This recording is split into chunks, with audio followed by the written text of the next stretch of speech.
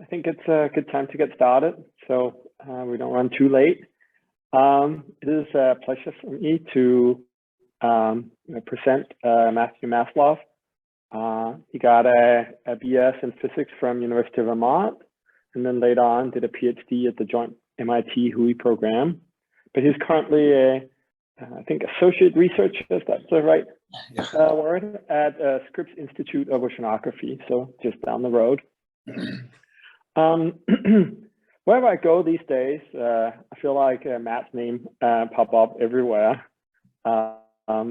He works on a super interesting and important topic of how to link sort of very a dense set of observations with models to provide what is called a state estimate.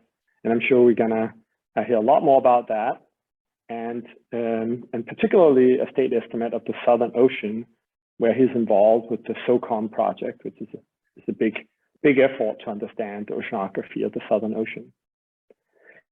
And I think the rapid expansion of data from autonomous platforms like Argo just makes Matt's approach super important and relevant for both understanding sort of ocean processes, but also for getting to the baselines and estimates for which to compare changes, and especially observed changes. And some of you may remember Lynn Talley came and gave a presentation. Might actually been the last in-person presentation we had in ESS nearly 2 years ago. And there we saw sort of some of the applications of Matt's work that was brought up on multiple occasions during her talk. Anyway, it is a pleasure for me to introduce Matt, and both here today virtually, and then we hope that in the near future we can invite him in person and have sort of a longer conversation. So Matt, thank you for coming, and we look forward to hear your talk. Thank you for that nice introduction. Thanks for the invite to be here today.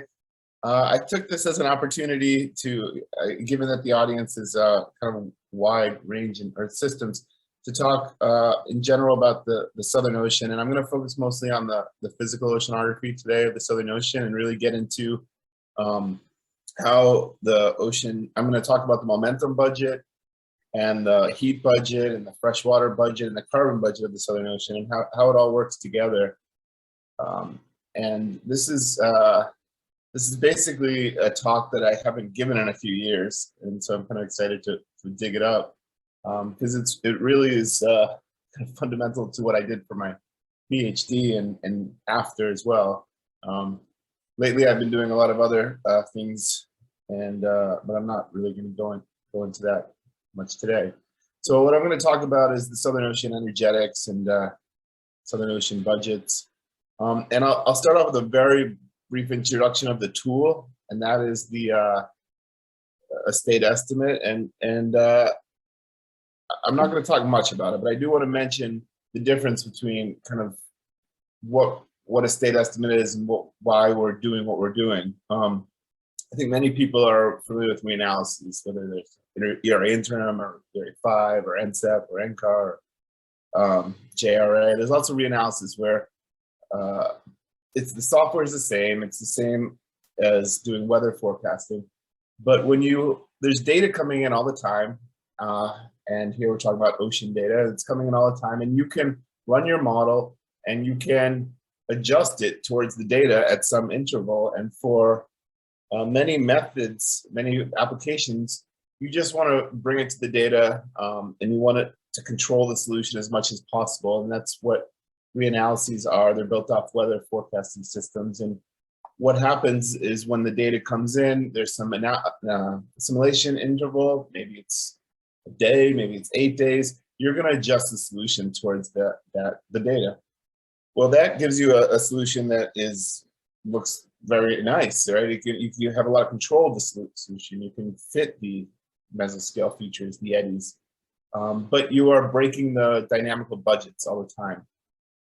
So when we really extend that window out as far as we can, we refer to that as state estimation. And some of our state estimates are, depending on if we really want to fit the mesoscale features, maybe the window is only 60 days, but that's still a lot shorter than 8 days. We'll have a lot of physics in the model manifesting.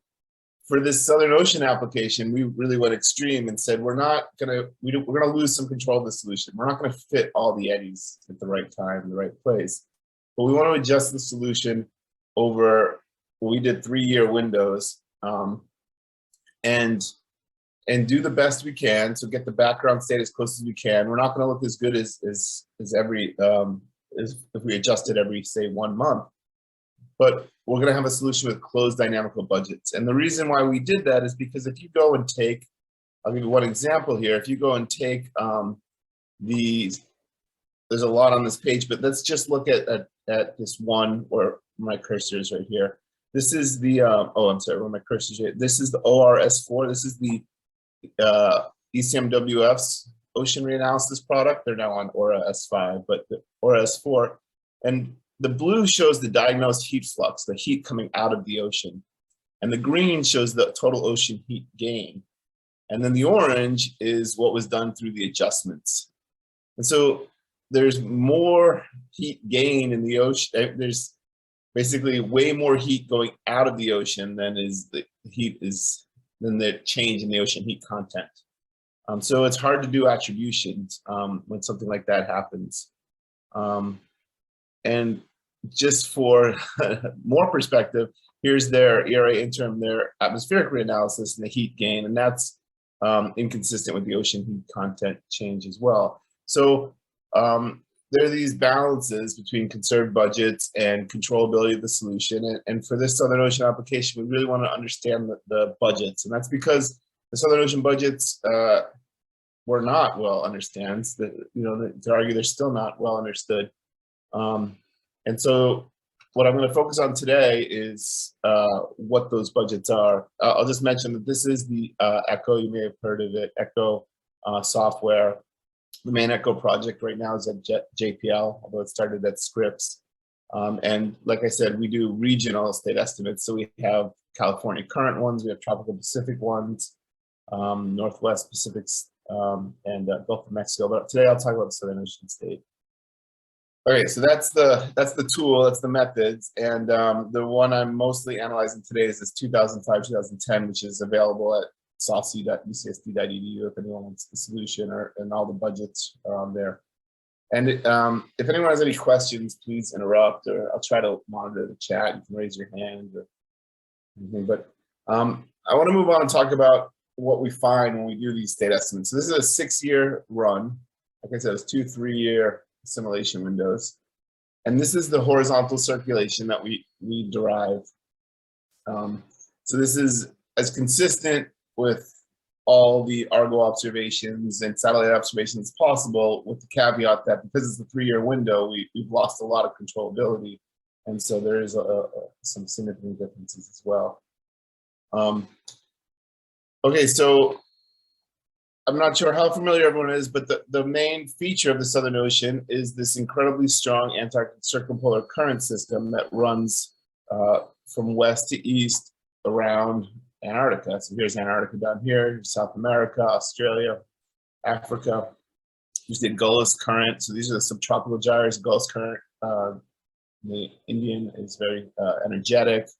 Pacific subtropical gyre, the South Atlantic subtropical gyre. And then we have the Weddell gyre down here and the Ross gyre down here, and in between them is this Antarctic-circumpolar current. And when people theorize about how the circulation in the Southern Ocean works, it's always gets complicated because there's no land boundary here. And for all the other gyres, people talk about sphericity balance and vorticity balance, and that's how they can talk. That's how they close budgets and figure out how things work. But because there's no land boundary here, the water flows all the way around. People get confused about what's going on. In particular, people talk a lot about the overturning circulation of the ocean and how it moves heat around and helps set the climate of the Earth. But the overturning circulation, when you step out of the Atlantic into the Southern Ocean, is a very complicated thing. And my goal of this talk is to explain how it works. So that's the point. And the reason why it's so complicated is because the budgets that it has to close, momentum, heat, they're not necessarily in compliance. They don't make it easy for the Southern Ocean.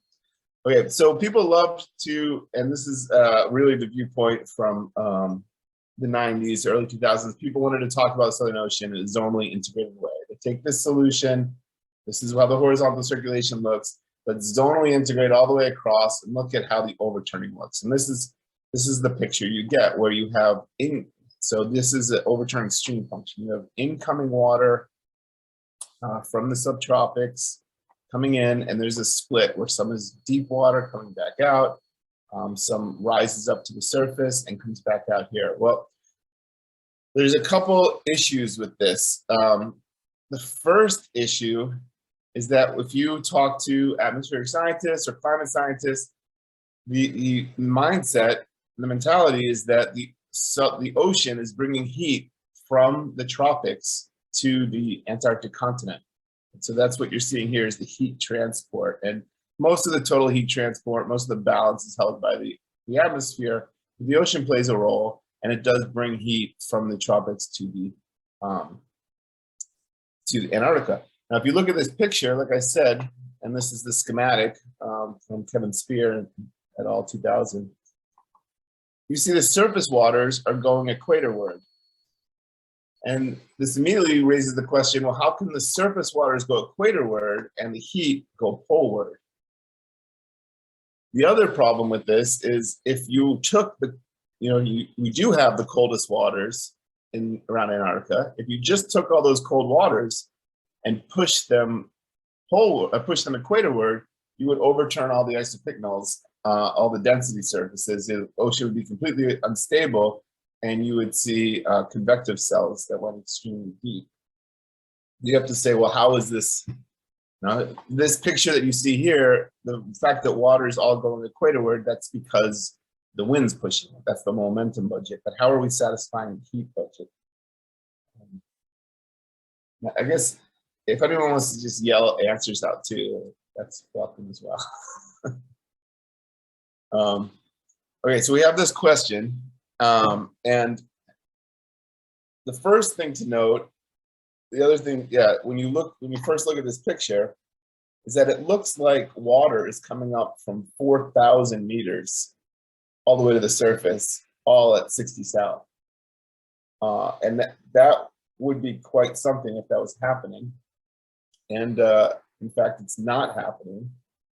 And so first we'll solve that mystery. The fact that water looks like it's coming from 4,000 meters to the surface is because we're looking at this overturning stream function in Z space. And the ocean doesn't live in Z space. We do. We like to talk about, oh, that building's 10 meters high, or we live in Z space. We live in gravity, everything's. But the ocean moves along neutral surfaces, moves on isopycnals, density surfaces. And when you think about what's happening here, and I've blown up the top 300 meters here, but what's happening here is the ocean is not moving in a zonal way. This ACC, which moves about 155 spare drips all the way around Antarctica constantly, moves poleward, then equatorward, and then back forward. So it spirals around. And it turns out that when it's moving poleward here, it's not so constrained by bathymetry mostly. So it's this big 5,000 meter deep slab of water. But when it moves equatorward here, and it does so much like a western boundary current, it's much shallower here. It's about 3,000 meters. And it's moving the same amount of water, so you can picture it would be accelerating. The whole thing is kind of leaning over, accelerating. And when it does that, it lifts up the isopycnals. So the neutral surfaces are now higher in the water column. And so if you were a water parcel traveling across the South Indian and South Pacific, and you moved into the South Atlantic, and you were at 150 meters depth, all of a sudden you kind of accelerate up and move to 100 meters depth. And so you do this kind of pattern. You do a small circle. And the one that started at 200 meters depth, well, that one went up to 150 meters depth. And the one that was at 300 meters, that one went up to 250. So the whole, as these water just goes around and around, it spirals up. Nothing is really changing in a thermodynamic way. There's nothing really happening. It's just spiraling around at different depths. But when you zonally integrate, and you can see what happens is it looks like one giant overturning cell. And this was labeled the Deacon cell. And people wondered for quite a while how we could have a Deacon cell. And it shouldn't be named the Deacon cell. I hear that he didn't. He knew the answer to this, but he got labeled Deacon cell anyway. This paper, Spear and Rimtool, they had this paper called the Diabatic Deacon cell, and they explained what was actually happening here in the 2000s, and said that when you do the Southern Ocean overturning, you should not integrate on, on vertical levels. And I think that's a good lesson for pretty much the overturning circulation in general. If you care about the overturning of heat, then maybe you should integrate along temperature surfaces, or the overturning of carbon, maybe integrate on carbon surfaces. Here we're talking about volume, so we integrate on density surfaces, constant volume. And so now that we're on density surfaces, a couple things. One, the surface is now kind of angled because the water is getting denser as you go forward, and the surface layer circulation is it looks much different. It's not 30 sphere drifts right up close to the surface. In fact, it's actually going the other way right here. So there's much less of this strong surface circulation when you think of it in density space. This is also a stretched axis. Most of the water is relatively the same density compared to how much it changes right as you get near the surface. So that kind of explains why there's not so much upwelling, and we don't have so much issues with overturning and convection down to, say, 3,000 meters all over the Southern Ocean. It just doesn't do that. But it doesn't tell us still why how the warmest water goes forward. We still have between 60 and 35 south. We still do have a primarily equatorward flow. So we can look in this data estimate and say, well, does it actually have heat going towards the Antarctic? And the answer is yes, it does, and it's relatively consistent with this climate assessment, Sula and Trenberg, saying that about a half a petawatt or 0.4 petawatts is going from the tropics to the Antarctic. So that you can. What I plotted here is the heat transport, but you can just look at the red line. This is the total heat transport. And it does have structure, but basically heat is going from 25 south all the way to Antarctica, and the heat is being lost to the atmosphere as it goes. So we still have surface flow to the equator and heat to the Antarctic. And does anyone want to have a guess it or shout out why that is? Anyone know?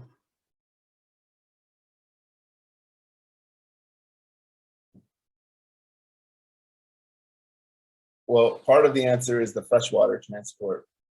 That really we were showing the most buoyant water is going equatorward. But that water is the most buoyant because it's very fresh. So if you look at the freshwater transport in the model, you see that it is the strong, about a sphere drip of fresh water coming from Antarctica to the tropics. And so we've looked at the freshwater budget, and what you see is that there's this huge, this is not just rain, there's this huge freshwater cycle that's quite fascinating in the Southern Ocean. And so first let's look at atmosphere and land. And you see there, it does rain or snow over the Antarctic Circumpolar Current, but there's also a lot of fresh water coming in from the Antarctic continent. So when you talk to glaciologists, they're all worried about the melt for a sea surface height, but it also has this really big impact on what's going on with the overturning circulation. And so through very complex relationships, it is also setting the climate in that way and changing the carbon budget as well. And we'll get into that later. But what happens is it's really a very strongly related to the sea ice dynamics, that the fresh water comes off the continent, very strong winds coming off the continent, katabatics, and all this ice, the Antarctic it's really got ice factories. All this ice forms right around the continent and it gets blown off. So even though we have ice all the way out, doubling the size of the continent, most of that ice is formed right near the continent in these coastal polemias, and they form ice, wind blows them out, open water, form ice, wind blows them out. So you get very salty water around the continent, that deep shelf, or the dense, high salinity shelf water. And the circumpolar deep water, the deep water that's upwelling, mixes with that, and that's how you get Antarctic bottom water, which is the densest water on Earth. And that's that bottom cell. But if you think about the top cell, which is what's bringing the warm water to the Antarctic, now how does that work? Well, it's coming up and it's getting freshened by all this. This is the total, by all this ice redistribution and also by some precipitation. And so we do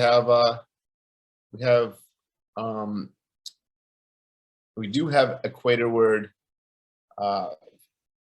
flow, and there is buoyancy loss from salt. But when they're talking about buoyancy loss in this picture, that's mostly from the fresh water, right? The buoyancy loss causing Antarctic bottom water, buoyancy gain from fresh water melting ice, basically. So it's very seasonal, and that pushes into the equator.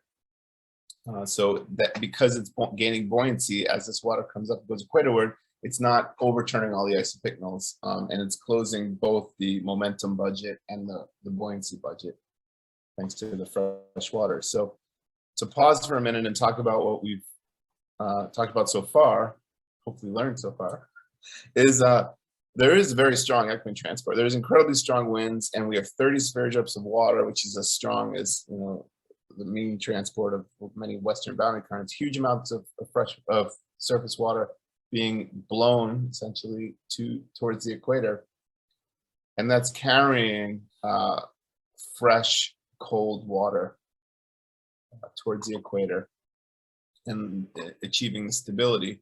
So really we have this exchange of water, and that's the next part, is how does this exchange work? We have this exchange of waters where we have these fresh waters moving equatorward and warm waters moving poleward. And so again, this 2D schematic that we like to look at doesn't allow, because it's 2D, for this kind of 3D exchange. What we really want to know is, how does water go this way and bring fresh water, but how does it go this way and bring heat? So that's the next part of the talk. And because we have a model, we have movies. So I like to show movies and just to emphasize how complicated the whole thing is, and how these zonal pictures and this simplified pictures of the budgets, well, they can be nice, and I do make them myself. They're not always useful because it's a very three-dimensional, time-varying system that you need to take into account. So we want to know, how does the heat budget close? We know that the water is moving equatorward, it's buoyant, but we still need to get heat towards Antarctica. And basically, even though this looks crazy, this is the heat flux, we need to bring heat to the atmosphere right near Antarctica. Well, we can look at the heat budget, and I'll try to keep this as simple as possible. We have a lot of terms in the heat budget. And this is, we don't have to look at all of them, but here's the air-sea flux. And it has very complicated structures. It's not at all well represented by 2D picture. However, when you look at, so this is very reflective of the SST. I don't have the SST here, but I have the SST plotted here, but I've taken out the meridional, the average SST in latitude. So this is just the residual in longitude of the SST, and you immediately notice that the SST is much colder in the Atlantic and Indian section than it is in the Pacific. We have really warm SSTs in the Pacific. So there's this strong zonal asymmetry, which is hinting at some kind of exchange, some kind of asymmetry that may allow waters to move in different directions. And when we look at the budget in these basins, so this is the budget in the Atlantic and the Indian, and what you see is there's a lot of air-sea flux. So the atmosphere is the ocean's gaining a lot of heat from the atmosphere. The cyan line, cyan bar, that's the Ekman. That's the cold water being blown from Antarctica northward into the ACC. And you see that's about the same in these. There's the same amount of cold water being blown north in both domains, but the difference, the asymmetry, is that the ocean is gaining heat from geostrophic advection, basically the ocean circulation in the Pacific, and it's gaining heat by air-sea flux in the Atlantic and Indian. And while I said I don't like schematics, I think they're not very helpful. I think this is a helpful way to summarize it. What's happening is, think of the ACC, so it's contoured here, and if we think of it kind of as a spiral, as I started to allude to earlier, it comes north and it mixes and it gains a lot of heat as it comes north in the Malvinas Current. It's bringing cold water from down here up, and it's just gaining a ton of heat from the atmosphere. It continues to gain a ton of heat from the atmosphere. It runs in the Brazil-Malvinas Current, which is Brazil Current, which is very warm, but surprisingly, it doesn't pick up a huge amount of heat from that. It does pick up heat from it, but it does pick up a lot of heat around Kerguelen when the Agulhas Current comes down from the subtropics and crashes into the ACC here. That picks up a lot of heat. And then it picks up a lot of heat here as well. The East Australian Current comes down. So in these regions, it's picking up heat from the atmosphere. And then it crosses this Campbell Plateau, Macquarie Ridge, and it moves poleward, just flows poleward. You know, there's a Indo-Pacific rise here, but it's relatively free. It just moves poleward. And because it's picked up all this heat, it now starts to lose it. If you think of this line of constant longitude, it's brought this heat from 40 south to 65 south, and it's going to lose its heat here. So we have this large just conveyor belt, essentially, of constant heat uptake by the atmosphere and released by the ocean. Now, maybe this sounds like a detail, but you hear a lot about there not being a mean geostrophic. In the oceanographic literature, you hear so much about there being no mean geostrophic transport across Drake Passage because you can't you can't have geostrophy, PDX, zonal gradients, and you can't have a zonal gradient. Pressure is continuous all the way around. So people often say, oh, the ACC can't bring heat poleward. But really, that's true. It can't bring mass poleward, but it can bring heat. It's bringing heat. It's bringing warm waters poleward here, and it's conserving mass, moving back northward with much colder waters. So where we're at is we have this exchange of, well, we still haven't figured out the exchange completely because, but yes, there are warm, salty waters coming down from the tropics and the subtropics, and there's cold, and it's picking up, it's mixing with, sea ice melt, getting a lot fresher, getting a lot colder, and coming back north. So we have this exchange of warm, salty waters moving poleward and cold, fresh waters moving equatorward. So we wrote this up about the heat budget. We kind of figured that's how it worked, but turns out there's more to the story. When you look in detail about the momentum budget and how this exchange works, you start to realize how it's all very connected. All three of these heat constraints, freshwater constraints, momentum constraints. And what it comes down to is if you only had momentum constraints, the atmosphere would push on the water and the water would just push on the land, and that's how momentum would just flow through the system. But to do that would rely on equatorward flow at the surface, that Ekman transport we talked about, and a return geostrophic flow. And to get away from that, water ends up pushing on water itself and exchanging. And I want to try to explain that. I can probably skip that. Okay, so the mean momentum input, like I'm gonna skip the move. I think I'll skip the move, show a little bit of it, but it's also very complicated. But it is large scale, and it's relatively this time mean wind stress input. So you look at the time mean wind stress input, you have there's more momentum going in some places than others, but it's pretty uniform. That's the source of momentum to the Southern Ocean. If you look at the sink of momentum to the Southern Ocean, it's very complicated. The blue's balancing it, and what you see is actually most of the momentum is leaving on South America. A lot is also this Macquarie Ridge, Campbell Plateau, and Kerguelen. So the sources and sinks are very spread out, and the momentum travels through the water to get there.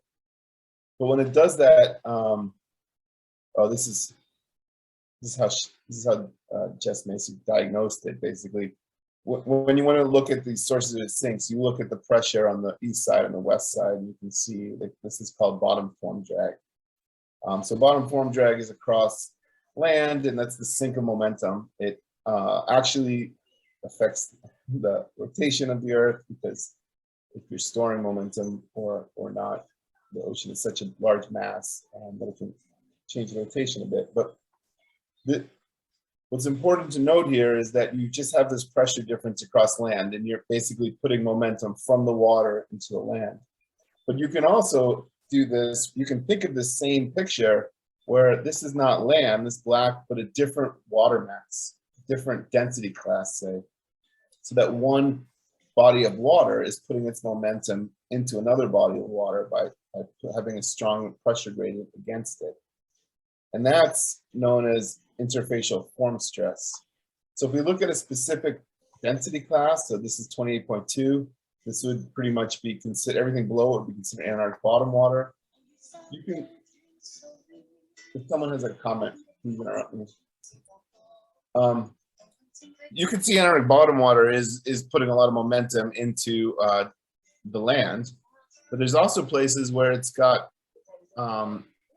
it has these kind of contours that are surrounded by water, where water, lighter water, could put its momentum into the Antarctic bottom water and force it to flow by geostrophy. So we've been talking a lot about the overturning stream function, but you can look at this in terms of a transport as well. So the overturning stream function is the integral of the transport. This is just the transport in each layer. And so again, you have circumpolar deep water coming forward, and bottom water going equatorward, circumpolar deep water going forward, and surface water going equatorward. And if you break this up into what's balancing these terms, so what is the fundamental balance? There's really two terms. There is Ekman, the wind is basically pushing this. There's some viscous stuff down here, but basically the ocean is in geostrophic balance, except for the surface where there's winds blowing. This is large scale, and the winds are blowing and forcing all this water equatorward. This is that Ekman cell we were looking at. Meanwhile, down below, it's in geostrophic balance, and if there was no buoyancy constraints or anything like that, we would probably just conserve mass by going forward like this, and we could just upwell like the Deakin cell shows, and because we wouldn't care about buoyancy and return flow. And that would just be this balance of bottom form stress or pushing on land, balancing wind. There would be a two-term balance, and it would be very simple to understand, and we'd like it. But there is a third term in there, and that third term, some people call it Eddy term. It's an interfacial form stress, basically water pushing on water, allows the ocean to not have a simple two-term balance, to have a three-term balance and redistribute the momentum, move the water the way it needs to move water to close the other budgets. And so what you see happens is the interfacial form stress, where there doesn't need to be land, it's water pushing on land, on water, can be quite large and drives a forward flow that really slows down the upwind flow at the same density classes. And there's some pushing on land too. This is mostly around South America. So this is pushing on land too. So now that we have this three-term balance, we can look at where the interfacial form stress is happening, where water is pushing on the water, where it's exchanging, to see really where there's a lot of exchange between that cold, fresh, and warm, salty. And so we split it up into kind of a surface layer, intermediate layer, and we plot it. And this is, we're getting near the end of the kind of, hopefully not too confusing stuff, but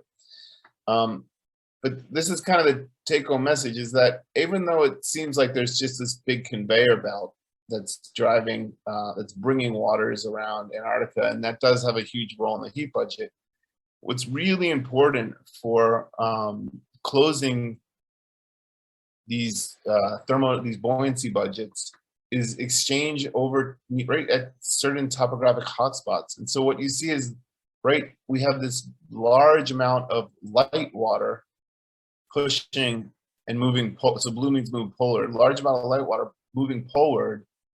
That's not balanced by anything except pushing on denser water that's moving equatorward. And so cold fresh water likes to leak out of the Ross Sea here and moves equatorward and is balanced by leaning on warm salty water moving back equatorward, moving back poleward. And that is closing the budget. It's bringing that heat poleward. And what we used to say is all, like, we used to think of the ACC as kind of a zonal jet, and it would go unstable, and that would flux buoyancy poleward. This is much different than that. It does have to do with eddies, and the variability of it is driven by barometric instability, but it's very much a mean flow that is just two strong currents pushing on each other in the middle of the open ocean. It happens again over Macquarie Ridge, around Kerguelen, where there's just these really strong meanders, really complex flows, but it does have this exchange of buoyancy, of warm, salty, cold, fresh, that even though the momentum budget just wants to blow that surface water equatorward, allows other budgets to be closed. What's important about all this from a climate perspective is that this budget, this third term in the budget, really allows you to decouple things like wind stress from overturning circulation, because you can crank up the wind stress and you could crank up the overturning circulation, or you could just crank up this interfacial form stress stuff and not change the buoyancy budget at all. So how the ocean responds to changing and forcing is non-trivial. It's a three-term balance, and nothing's linear about it. So all that, okay, so I have one more point to make before we move on to questions, and that's the carbon budget. But first, we'll just summarize that that when it comes down to it, the momentum budget is air pushes on land, but it's not direct. It's air pushes on the water, and the water pushes on the land.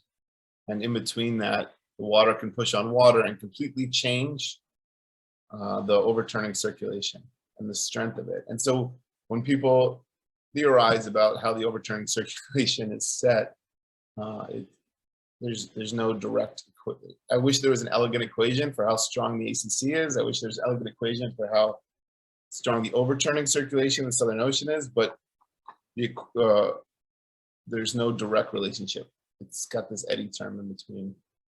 Okay, so while the momentum budget was complex, the carbon budget's even worse. And this is the carbon flux in the state estimate. There's a lot going on here. Again, you saw in the heat budget, there's a huge seasonal cycle. Here, there's a huge seasonal cycle too. Blue means in the ocean's taking up carbon, and when it in the winter it cools down, it takes up carbon. In the summer, it off gases carbon. So you see that. You also see that the sea ice insulates the carbon flux, so there's less flux of carbon under the sea ice. Upwelling of carbon-rich waters happens all around Antarctica, and it has the pattern of ocean circulation. So you see a lot of the frontal structure, the upwelling locations. But of course, we also have biology. So like around, even though this is summer now, outgassing, austral summer, you see there's a huge carbon uptake around Tasmania due to biology, and you can see the biology and the nutrients leaking off New Zealand and bringing waters in. You see the flashing is the piston velocity changing, basically the storm track. When it flashes white, there's no winds, there's not a weak carbon flux. PCO2 changes relatively slowly in the ocean, and so it's really modulated by the wind. So when there's bright colors, that's the storms coming through, churning up the water and releasing carbon. So the carbon budget, I don't think I have the mean flux. The mean flux is much smaller than this. It's a small residual right there. I think this is my last results slide. But the carbon budget, while I've been saying the meridional overturning is so complicated and it's complicated balances of small scale exchanges, you see the overturning circulation in the carbon budget. So first, this is the total dissolved inorganic carbon transport by the ocean in the upper 650 meters. And it's red here and blue here. What's happening is vertical velocity is bringing carbon up all around Antarctica. This is the overturning circulation. It's bringing carbon up all around Antarctica. This is on average red, and when combined with the other terms, like horizontal, you get this nice clean red smooth pattern. It then makes it near the surface. This is the Aegis chart. This is the Ekman transport. You can see where the Ekman transport happens. It carries this upwelled carbon equatorward, but then it subducts in the mode waters and the subduction zone. And so you see this upwelled carbon moving out and then moving back down. So the overturning very well manifests itself in the carbon budget. What's so important then is, even though we don't have a nice elegant formula for what sets the strength of the overturning circulation, it is setting how fast carbon is being pulled. Deep, very high carbon water is being pulled up, that carbon's being released to the atmosphere, and then again how fast it's subducting and taking with it anthropogenic carbon.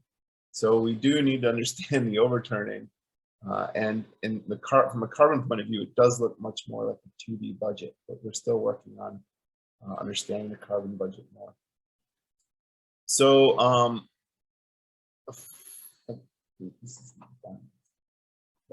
so the wind stress inputs momentum, bottom form stress removes momentum, but interfacial form stress, water basically just pushing on water and causing one water mass to go north, the other to go south, redistributes the momentum, allowing buoyancy constraints to be satisfied and setting the overturning strength. The overturning strength then regulates carbon and nutrients distribution.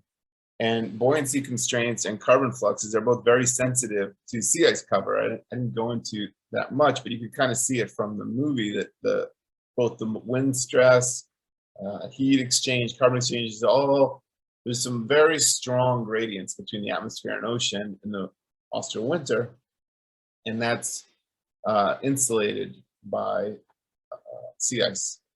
But the sea ice is changing a lot. This is a relatively old slide, and it's changing even more now, but you can see the duration of the ice season is changing a lot. And then this, in 2017 and 2018, a big news event was in the middle of the winter. So this is September 25th, a large polynya opened in the Weddell Sea. And that can have devastating effects for carbon, heat, and freshwater exchanges. It's since closed, but there's a good chance the overturn is going to change quite a bit in the future.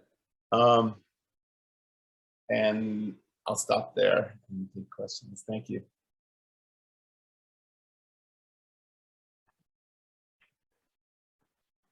Thank you, Matt. That was awesome. Are there any questions for Matt? You can either post them in the chat or say them out loud.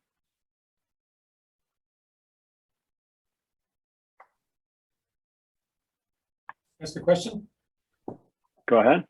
Do you think it's useful to think of for the heat transport, like the atmospheric scientists think of stationary waves, and that picture you have of the ACC flowing south and back up, it looks like what atmospheric science would call a stationary wave, and you can do your budget, your zonal budget, by including the contribution of the stationary waves.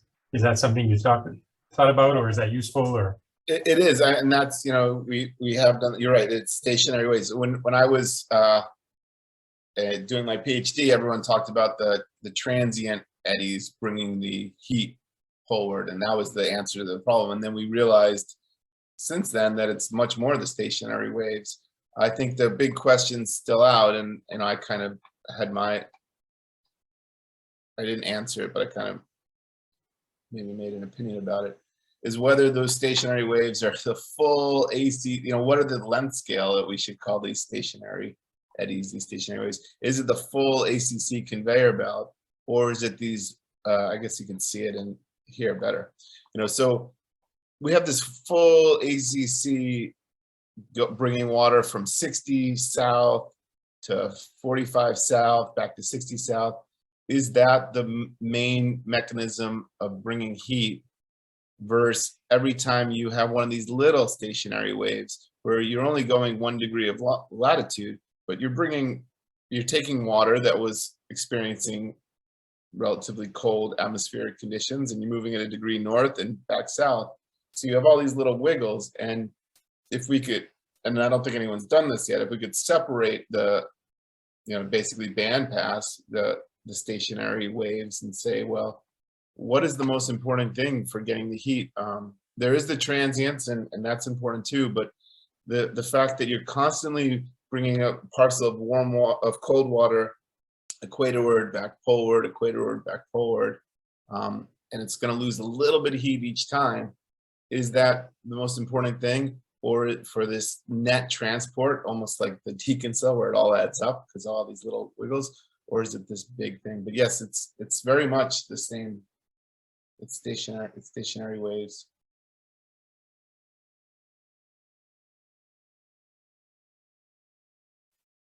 And the transient part, we used to think of it just as a zonal jet, where the ice signals would break, and they would go barically against stable, and you'd have a transport. But it's what we were finding is that it's really the eddies wiggling these stationary meanders. So they're not so stationary, but you have the stationary meander, and then the eddies act on part of it, just kind of basically flexing it, and that ends up causing a lot of heat transport. And that's where so when you have a big eddy field, it may actually not be important for heat transport, but the big eddy field on either upstream or downstream of one of these big stationary meanders really can end up making a big difference. Keith, you had a question? You mentioned the the interfacial stress sets the north-south flows, which sets the overturning. Could you expand on that a little? So you mean the Right. overturning of the upper cell is what you mean there? And Well, actually, you know, both. like- I guess I never wrote the equation down, but the even just qualitatively, how are they related? Is it tied to the speed of the two water masses, the density difference of those two, the momentum passed, or I guess I'm having a little trouble parsing the question, but I think I know what you mean. I hope I get this. If you just think about conserving momentum, when the wind blows, it blows mass equatorward. And now we have to, so we're done. We've closed momentum. But now we have to close mass budget, so that water has to come south. The easiest thing to do would be for it to just lean up against land and come south as kind of a boundary current. And we'd call, since it's leaning against land, we call that bottom form stress. If you didn't have to worry about anything else, you'd probably just stop there. But really, it's, so this term is wind stress input, and this term is land output. And then there's a third term in the momentum budget that is the Eddy term, the stationary wave term. And that can allow you to, where you have places where, say, you want to bring, the ocean wants to, this is Drake Passage here, there's no land right here. The ocean maybe wants to conserve mass, or needs to conserve mass at that same location, so that it can close other budgets. There's no land there, and so the only way it can do that is through this Eddy term, where it ends up just taking, it has to conserve mass there. If you integrated these transports, the ageostrophic would integrate to about 30, and the barotropic and the bottom form stress would integrate to about 30. So it'd be 30 going north through ageostrophic, 30 coming south through geostrophic against land. And the interfacial form stress would integrate to 0. There's no momentum sinks within the ocean itself. Energy can be sunk within the ocean, but momentum is conserved within the ocean. The water parcel can't just dissipate momentum, but it can pass that momentum to another water parcel. So you could almost think of it as like two trains on tracks next to each other, and one can push off the other or push the other one. And so these two trains, they have no way of throwing away momentum, but by one pushing on another, one can go one way and the other can go the other way. This is what the interfacial form stress is. It's basically two parcels of water saying, I have to conserve momentum, but I want to bring this cold water, this fresh water equatorward, and I want to bring this warm water poleward, so we'll just push on each other. And so by doing that, they can actually completely shut off the overturning circulation, because they could in say temperature or in buoyancy, because they could close all the budgets right at the surface, all the other budgets. I don't know if that helps. but they don't. Right. Well, they do in a lot of way, in the sense that the in density space, you see less than 30 sphere drifts of the lightest water going north, and in temperature space, you would actually see the water going south, even though the mean mass transport if you did it in Z space, the top 50 meters of water or 80 meters of water are all going north. If you integrate it in temperature space, you'd actually see the warmest waters are going south. And so that difference is just because the ocean preferentially took, I shouldn't anthropomorphize, but the ocean preferentially took warm water and warm salty water and cold fresh water, and exchanged them in such a way that in temperature space, it looks like the warmest waters are going towards the Antarctic continent.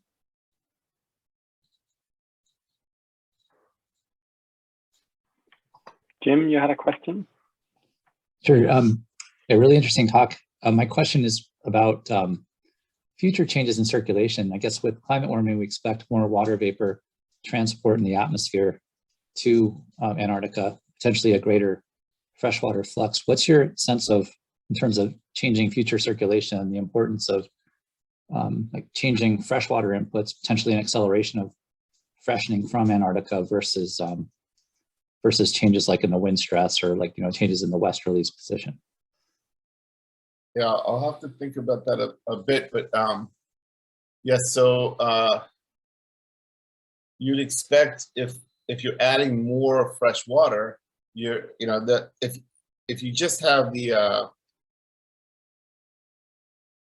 idea that really the buoyancy constraints, the reason why we have to have this kind of complicated balance and we have to have eddies and meanders is because where's that slide?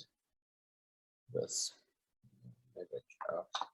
is because when you have water going equatorward, it's not stable. Adding more fresh water stabilizes it and makes it easier to have a stronger overturning circulation. I would think that basically more of that, you need less interfacial form stress. You would need less eddies by dumping water where you're bringing that water forward. It's hard to say.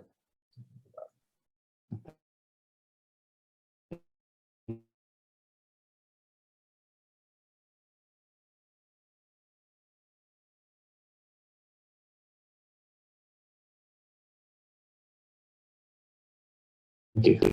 Especially the wind training of the physical oceanography of the southern. Well, that's the biggest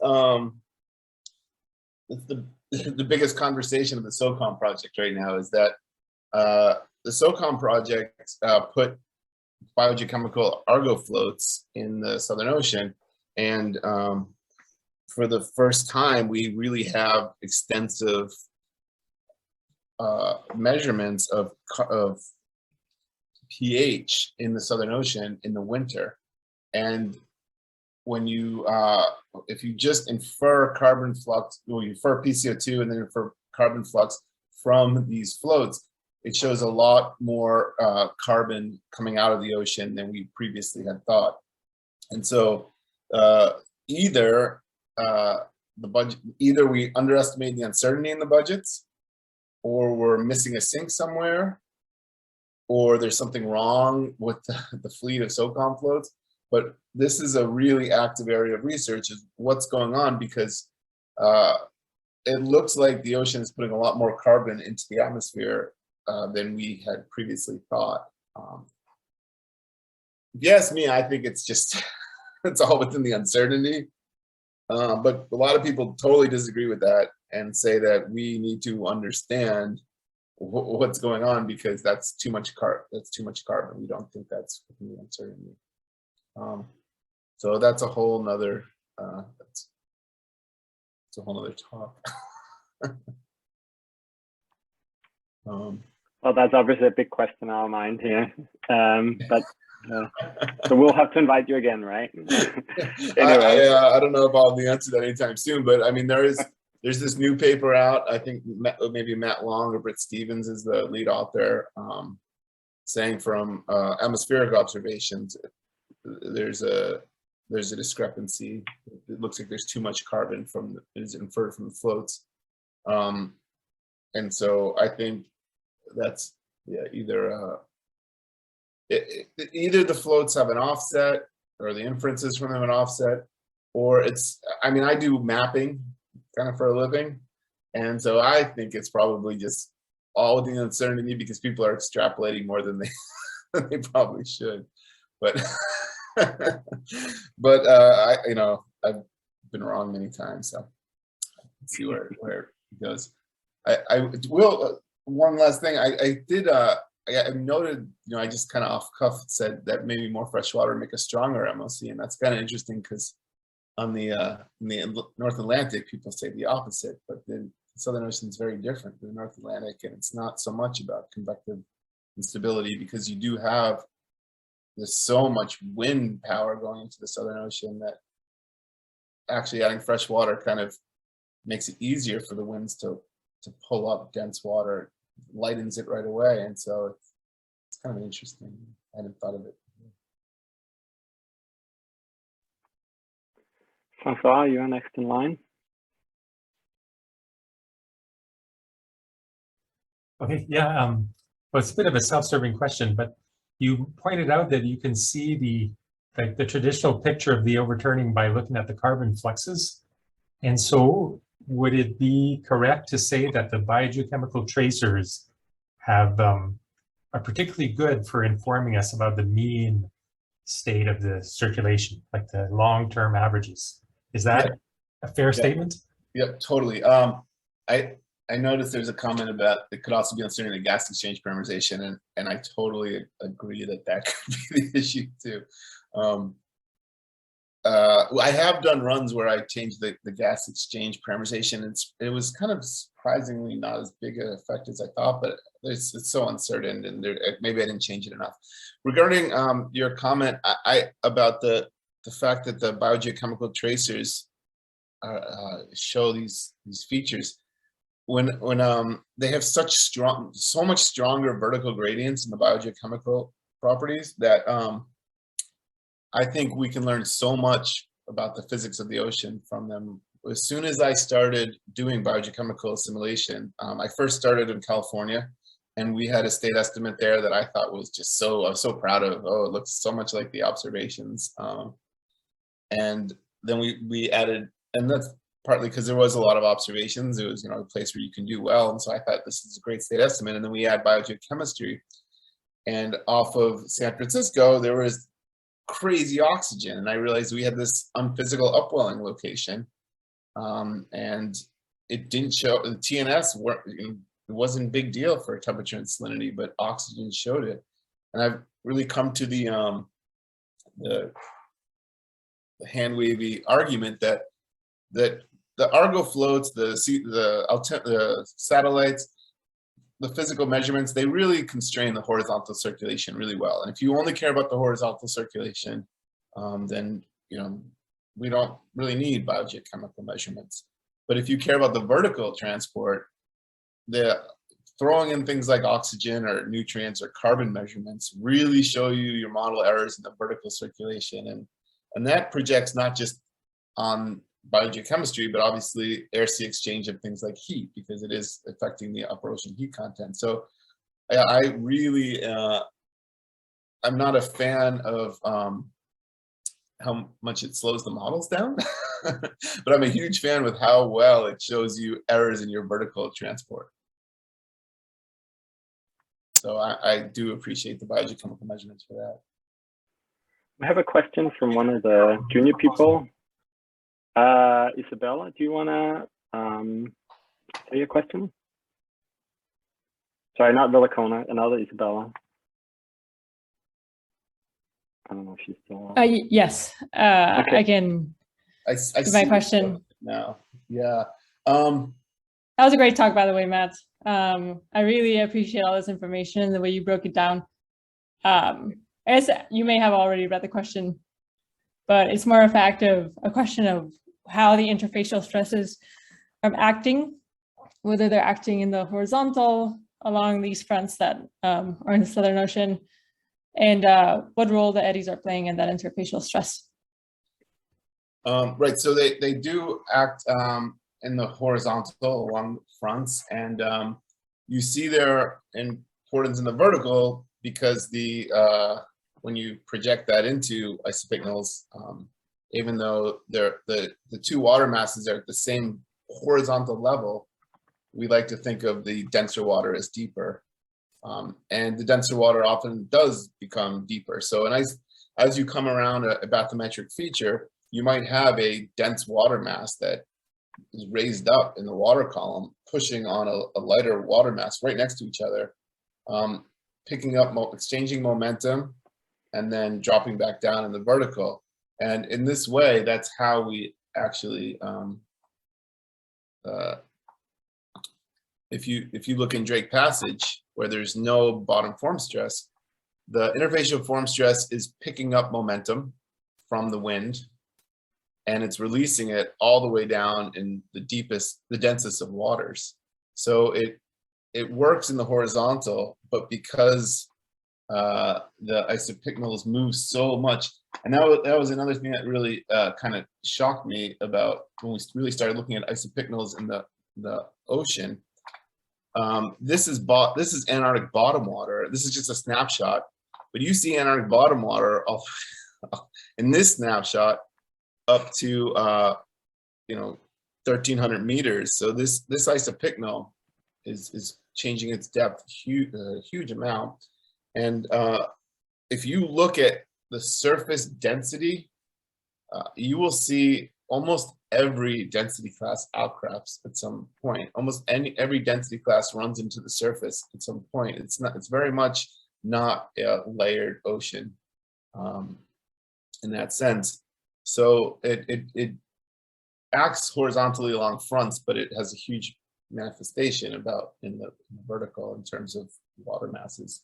And the eddies do play a huge role, but it's a completely different story. So what I've really talked about here is the mean interface, the mean bottom form stress, and the mean interfacial form stress. And there's a follow-on paper to Jess Masick's bottom form stress paper strictly about interfacial form stress that gets into much more of what the eddies do. And if you look at the time varying signal, it's completely different. When there's a storm that comes through, that momentum doesn't come out along South America. It comes out much more along some of these ridges and some of the other features. So what's happening in like the time mean view versus what's happening in the transient view is very different.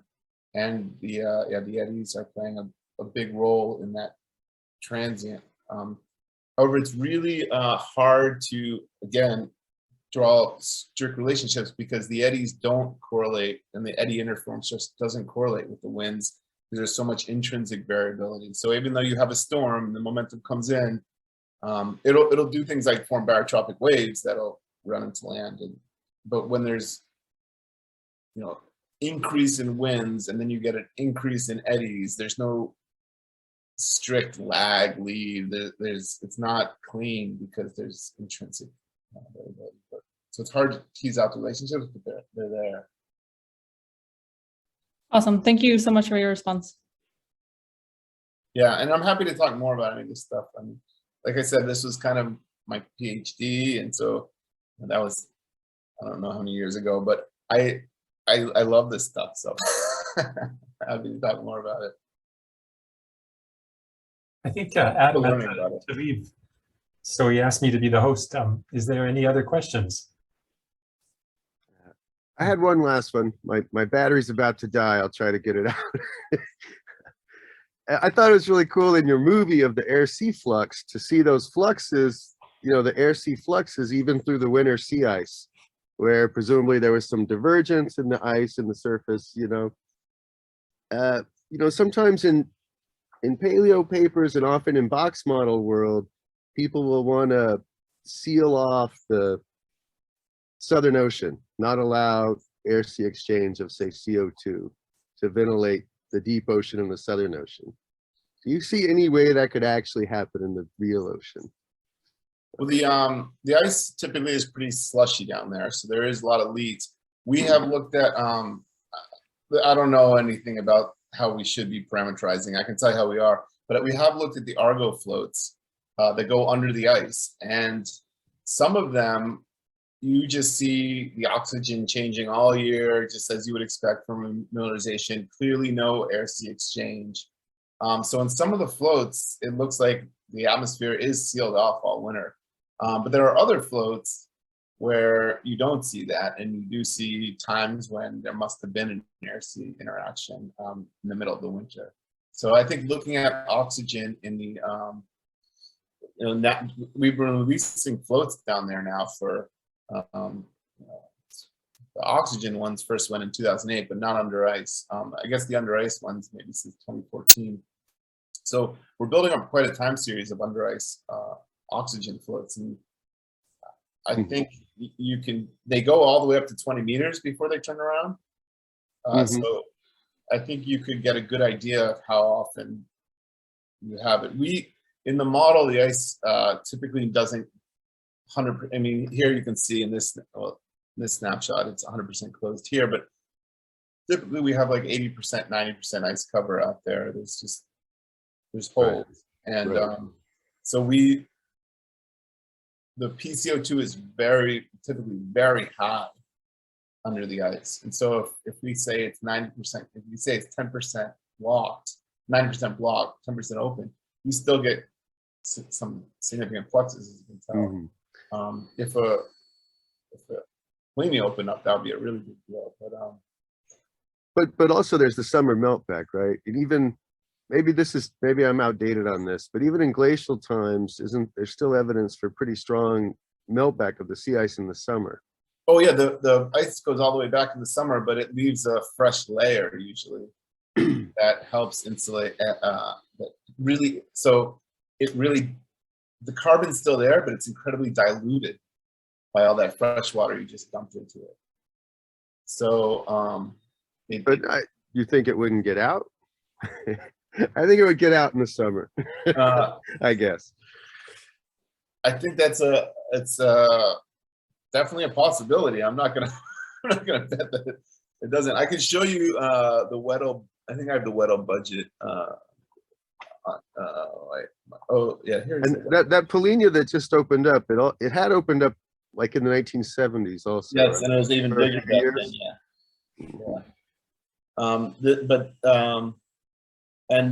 And there was evidence though of pretty deep convection in it this time too. There were not as much as in the 77, 78. But, this is the Weddell-Gyre budget for DIC, and the flux is to the atmosphere in the summer, and it's pretty much negligible in the winter. But the reason why the flux is not much stronger in the summer is because one, you have biological drawdown, and two, you have dilution. And so if you look at just the carbon content in the upper 600 meters appears, this is the carbon concentration. Sorry, this is not the content. This is the carbon concentration. It's very low near the surface in the summer because of the dilution and the bio, and it's very high in the winter because you don't have that, but you have the sea ice blocking it. So I think the length of the season is very important, and these processes need to be understand. This is just from the model. I'm not sure, and I could imagine that it could get out, especially if there's this is a budget for the whole gyre? For the whole Weddell-Gyre. Yeah, you can. Oh, thanks. This is a paper by Issa Rosa, 2017 probably, 2018. And it's an ice concentration. Then Graham McGilchrist has been working on budgets from observations in content, carbon content. But yeah, it's the whole carbon budget. I think we know a lot more about the physical oceanography because books were released in 2004. And so we have a whole extra decade. The biogeochemical flows released in 2014. I think we'll know a lot more about the carbon budget in 10 years. So it's kind of exciting time for that. But right now, the carbon budget is lots of questions. Thank you. Thanks. Yeah, it's getting late. I guess let's thank Matt again. And are you heading out right now, or are you going to take any more questions? Anybody wants to chat? I can stay for another 13 minutes if people want to chat, but I feel like I might, I know I see people in hammocks already. People might want to go relax. I'm always in the hammock though. Jealous. Thank you. Thank you.